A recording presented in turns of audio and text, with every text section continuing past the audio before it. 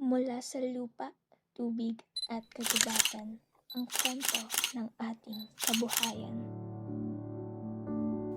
Sa pagsikat ng araw, isang panibagong simula ang hatid.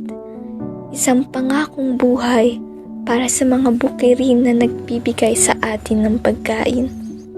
Para sa mga anyong tubig na bumubuhay sa ating mga mangingisda. Para sa mga halamang nagbibigay ng sustansya at hangin, para sa mga alagang hayop na nagiging kabuhayan ng marami, at para sa mga kagubatang nagbibigay proteksyon at tahanan sa ating mundo. Ngunit ang tanong, paano natin mapapanatili ang biyayang ito? Sa bawat alon ng dagat, may kwento ng pagsisikap at pangarap ng ating mga mangingisda. Ang kanilang hanap buhay ay nagbibigay buhay sa maraming pamilya at nagsisiguro ng pagkain sa ating hapag. Suportahan natin ang responsableng pangingisda upang mapanatili ang kasaganahan ng ating karagatan para sa kalikasan, kabuhayan at kinabukasan. Kung ang tubig ang bumubuhay sa ating mga mangingisda, ang mga kagubatan naman ang nagsisilbing tahanan ng ating likas yaman.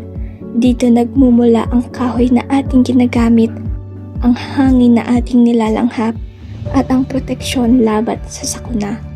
Sa bawat punong ibinababa mula sa kabundukan, kaakibat nito ang responsibilidad na pangalagaan ang kalikasan. Ang ating kagubatan ay hindi lang tahanan ng punong kahoy, kundi pati ng iba't ibang likas yaman tulad ng niyog na nagbibigay sa atin ng pagkain, inumin at kabuhayan.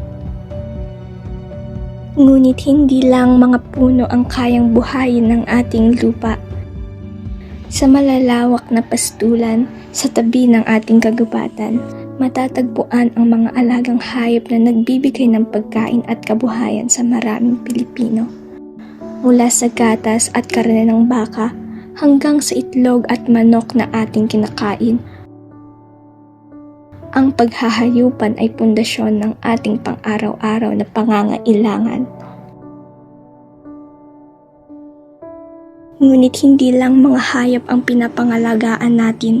Sa tabi ng ating mga alagang hayop, may mga halamang patuloy nating itinatanim, mga pananim na nagbibigay ng pagkain, lunas at kabuhayan sa bawat Pilipino. Mula sa mga malalawak na palayan at mga halamang namumulaklak, ang agrikultura ay pundasyon ng ating buhay. Sa bawat butil ng palay, bawat huli ng isda, bawat punong inaalagaan, at bawat hayop na pinapalaki, naroon ang buhay at kabuhayan ng maraming Pilipino.